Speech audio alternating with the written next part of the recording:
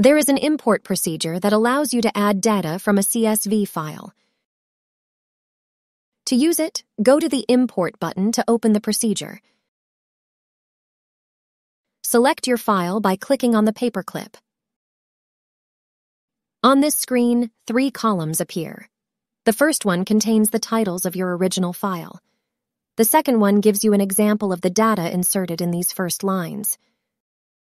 Then you have the possibility to select the TimeTonic columns in which you want to insert your content.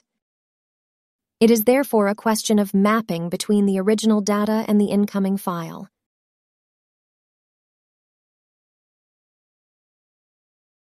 You have the possibility to define a unique key. By doing so, you prevent the creation of duplicates records in your file. Here, I consider my email addresses to be the unique key. Confirm the operation. Start the import.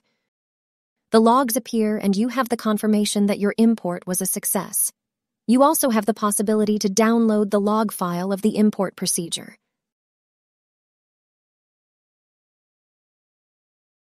Now, when I refresh my table, I see the new lines appear with my new contacts.